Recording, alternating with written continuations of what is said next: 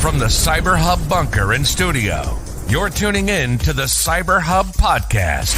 And now for your host and CISO, James Azar. Top of the morning, security gang. Welcome to another episode of the CyberHub Podcast. It's great to be with all of y'all this morning. We are live on LinkedIn, YouTube, Rumble, X, Twitch, and everywhere else you get your content. This show does not air live on Facebook, where we're in Facebook jail for apparently posting truth that their fact checkers deem to be untrue, but 100% true.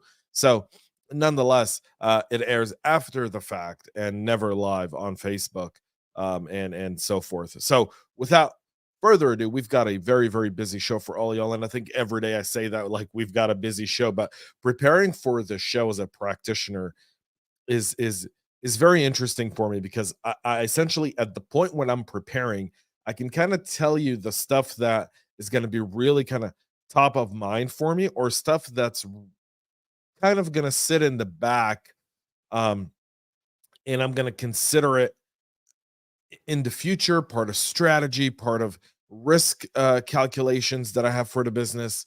And so today's show will have a mix of that. So we're going to address all of those today. Make sure you check out our Substack, jamesazar.substack.com. You can find exclusive content there. You can also support the show. And when you do support the show on Substack, we send you one of these awesome espresso travel mugs that are absolutely amazing, by the way, magnificent. So without further ado, join me for a coffee cup cheers this morning. Let's get this ball rolling. Coffee cup cheers, y'all.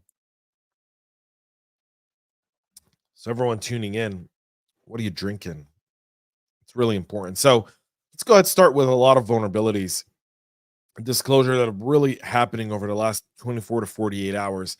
And I'll preface, before I start off with this SharePoint exploit, I'll start off by saying the following.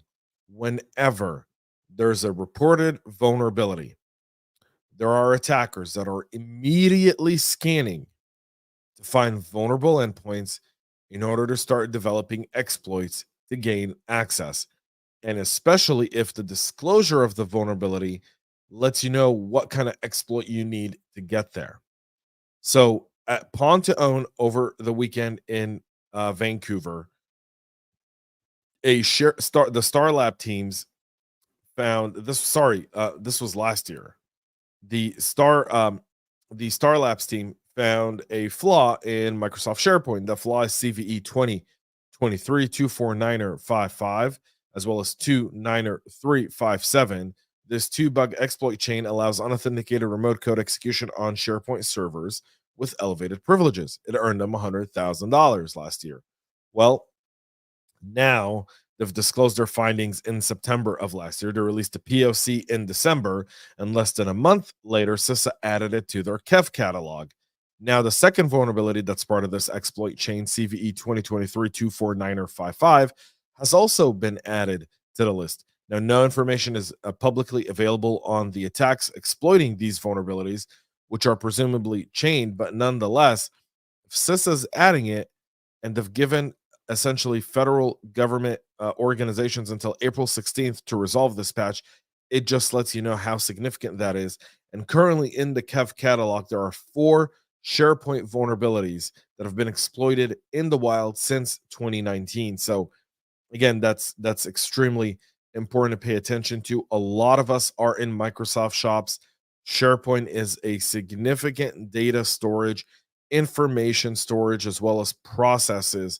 And one of the unknown things about SharePoint is if you're using your SharePoint as kind of the ultimate directory with all your MNPs, with your methods and procedures and whatnot, once an attacker is able to exploit SharePoint, they understand the methods and procedure, which makes their any sort of BEC, any sort of attachments much more credible, as they would follow protocol and would seem identical to what's going on. Germany, on their end, and the German National Cybersecurity Authority warned yesterday that it found 17,000 Microsoft Exchange servers in Germany exposed online and vulnerable to at least one or more critical security vulnerabilities. The German Federal Office for Information Security, also known as BSI, says around 45,000 Microsoft Exchange servers in Germany have Outlook web access enabled and are accessible from the internet.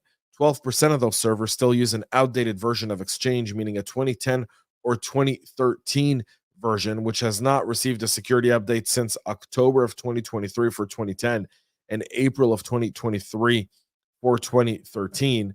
For Exchange 2016 or 2019, servers exposed online, roughly 28% have not been patched for at least 4 months and are vulnerable to at least one critical security flaw exploited in remote code execution attack. 37% of Exchange servers in Germany, and in many cases also the networks behind them, are severely vulnerable. This corresponds to the approximately 17,000 system number that they had advertised. All in all, they show the CVEs and the amount of devices that are still remain unpatched based on the CVEs and their release dates. And so you can really tell the challenge there as well. BSI is also recommending restricted access to web-based Exchange server services such as Outlook Web Access and trusted IP addresses, or securing them through a VPN rather than making them accessible through the internet. All really good ideas, but this goes into the greater discussion around patching, which is you got to get your environments patched. You've got to be able to do it responsibly. 17,000. How many of these are small, mid-sized companies? That information is not shared, but it's likely that I doubt these are large organizations per se that are behind this. But then again, I say never underestimate someone's ability to be lazy and not think they would be targeted. Researchers at ETH Zurich University in Switzerland have demonstrated the row hammer attacks can be conducted against dynamic random access memory on systems powered by the AMD Zen 2 and Zen 3 CPUs. These were first discussed in 2014. Now, I just want to point out to this attack, it's complex. This isn't something that, again, universities have time and access to go around and play around with it. And it's almost like saying it's cold outside. We would all wear coats and beanies and we would warm ourselves up and we wouldn't spend a lot of time outside. Then universities take products and take testing and they'll put them outside in the snow, in the freezing cold, without any jackets on or without anything, and say, it got cold and it got the flu. Absolutely. You're right. It did. But you weren't using it in the traditional sense. Every piece of technology, we have to accept this. And I know people want to change it, but it's not going to be very simple to change. Is going to have some flaw. And the way you mitigate those flaws is a defense in depth and zero trust security strategy. So you kind of put in layers so that this doesn't happen. In predominantly RAM type of attacks, some sort of physical access is required, or some sort of, like hardcore device access would be required from a digital perspective in order to be able to execute them. So there's that. The team at the university of researchers, and again, not dismissing the research they've done. I just want to be very clear about it. I just want to put it in kind of a picture for many, because we talk about these stories and I bring them on the show.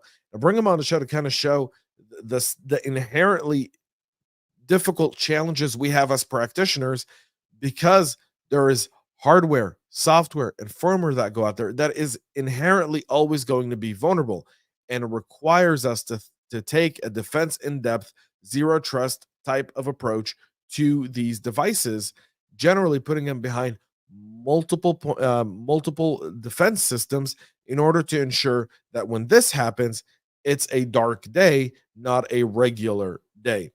The researchers claims that attacks like Zenhammer can be conducted despite the target row refresh mitigation, which should detect and prevent row hammers attacks by refreshing victim rows before the bits can flip. They, again, an interesting read all in all. Can this really take place? Maybe.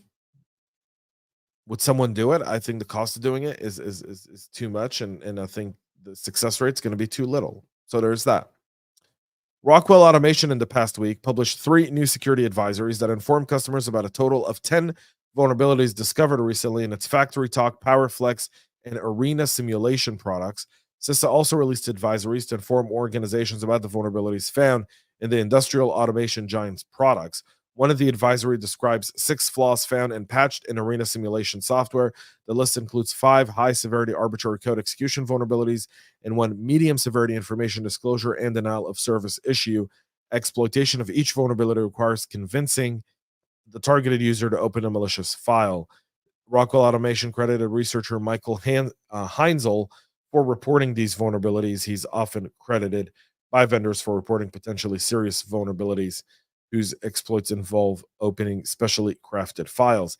In the case of the Arena simulation software vulnerabilities, Heinzel on Tuesday published his own advisories on his personal website. The researchers' advisories reveal that exploitation involves specially crafted DOE files, and the findings were reported to the vendor through CISA in late November of 2023. Rockwell Automation recently announced that Stephen Ford has joined the company as vice president and CISO to help address some of these challenges, and they're dealing with a whole bunch, including a DOJ investigation into their supply chain. Apparently, they're writing code in China. So there's that. Thousands of companies that are using the Ray framework are exposed to cyber attacks, according to researchers. The open source AI framework known as Ray is being targeted actively with an exploit in a disputed vulnerability. The tool is commonly used to deploy large-scale Python applications, particularly for machine learning, scientific computing, and data processing. According to Ray's developers, Anyscale, the framework is used by major tech companies like Uber, Amazon, and OpenAI. Researchers at Israel-based cybersecurity firm Oligo Security found that thousands of publicly exposed Ray servers worldwide were compromised due to vulnerability tracked as CVE 2023-48022, dubbed by the company as Shadow Ray. The flaw allows attackers to take control of companies' computing power and leak sensitive data. Impacted organizations came from many industries, according to the report, including medical companies, video analytics firms, and elite educational institutions. Some of the affected devices were compromised for at least 7 months. The attackers leaked a trove of sensitive information via the compromised servers, according to researchers. Some of the credentials required to access the database were exposed, allowing attackers to silently download complete databases on some machines. Attackers could also modify the database and encrypt it with ransomware. This was discovered back last year and was not initially considered a serious risk and wasn't promptly fixed. According to the National Vulnerability Database, the flaw allows a remote attacker to execute arbitrary code via the Job Submission API, an interface provided by the framework to submit computational tasks or jobs for execution. Anyscale stated that the report on this flaw is irrelevant because Ray is not intended for use outside of a strictly controlled network environment. And they know this. They know this, folks, because apparently the folks at Oligo Security were like, hey, this is really happening. And these guys are like, well, that's not the way you're supposed to use it. You're also not supposed to run people over with your car. Still happens. Still happens. Someone needs to kind of look at this and go, we've often talked about the challenges of AI and how it's being used. This one is there as well. They're also saying crypto mining as part of these types of attacks. You want to double check if your team is using it and if this has been mitigated as well. Now let's focus on China. We've got 2 stories around China real quick. And again, the more stuff we're seeing around China's cybersecurity activity and kind of their cyber attack infrastructure, the more you're starting to realize that the world's no longer shutting up to China, meaning people are really starting to actively speak up and starting to point the finger at the Chinese, and that's going to have some consequences. The 2021 breach on the Finnish parliament is now being attributed to APT31, a Chinese hacking group linked to the Chinese Ministry of State Security. Since the hack, a joint criminal investigation with the Finnish Security and Intelligence Services and international partners has looked into multiple suspected offenses, including aggravated espionage, violation of communication secrecy, and breaking into the Finnish parliament's information systems. The investigation exposed a complex criminal infrastructure, according to Detective Chief Inspector Aku Liminel of the National Bureau of Investigations. The Finnish parliament said 3 years ago, when describing the incident, that a state cyber espionage operation was taking place. On Monday, the Treasury sanctioned 2 of APT31's operatives, as well as several others. The UK also did the same. Again, you're sanctioning guys that are never going to leave China to begin with. There's got to be consequences to Chinese diplomatic missions and Chinese goals in the nations if you plan to do anything. Otherwise, all this is lip service.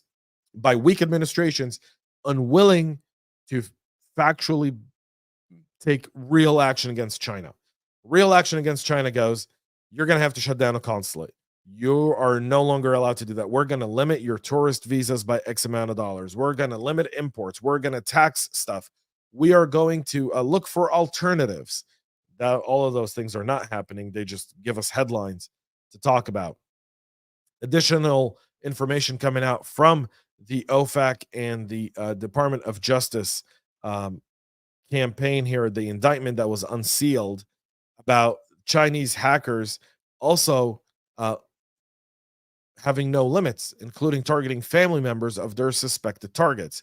This is again being attributed to APT 31. APT 31, according to the indictment, between 2015 and 2024, targeted thousands of U.S. and Western politicians, foreign policy experts, academics, journalists, and democracy activists. In many cases, they focused on politicians that the Chinese government perceived as being critical of the Communist Party government policies in China. There are generally individuals who are aware of the risk that China will try to surveil them, but they cannot always be said to their family members. And that's one of the things they actually did, is while the target may have bolstered their security, often they don't do that to their family for multitude of reasons. You don't want your family, you don't want to change the habits of your family, you don't want to inconvenience the family, and you would think that the Chinese would have some sort of code of ethics. They don't. I'm not saying all Chinese people, but I'm saying the Chinese Communist Party has no code of ethics. They lie, steal, cheat. They do whatever they need to do because they've got a goal they want to achieve. And until they achieve it, they're going to stop at nothing to do it. They're targeting family members. They're targeting wives. They're targeting children. They're going after those people in order to get to the people they're trying to get to. The Department of Justice has indicted more than 40 individuals who were part of the scheme by the Chinese Ministry of Public Security. Again, does nothing. There's no extradition treaty. These people aren't going to hop a plane and turn themselves in the U.S. They're going to continue to live with it. This indictment will be a memoriam to their greatness of what they did for the Chinese Communist Party. And we, again, look like we're playing by our rules against people who don't play by our rules. And we can play our rules apply to American people and American citizens. So we ought to apply different rules to our adversaries because they don't play by the same rules either. And now our latest story is an agenda ransomware that's targeting the VMware-esxi servers. The agenda ransomware groups has been ramping up infections worldwide thanks to a new and improved variant of the virtual machine-focused ransomware. Agenda, aka Kaline and Water Giliora, was first reported in 2022. It's a Golang-based ransomware. They've now stepped up their attacks on VMware virtual machines. Trend Micro recently found a Rust-based version of their malware, and they're setting their sights squarely on VMware vCenter and ESXi servers. They're attractive targets for ransomware because they often host critical systems and applications, and the impact of a successful attack could be significant. Something to keep an eye on and talk to your EDR and XDR providers about as they continue to target those systems as well. That's it for our show this morning. We'll be back with a whole lot more tomorrow, 9 a.m. Eastern, with all the latest and greatest. Until then, have a great rest of your day. Thank you all for tuning in, and most importantly, stay cyber safe. We love feedback, so make sure to connect with us on social media and subscribe to our podcast on your favorite podcast listening platform.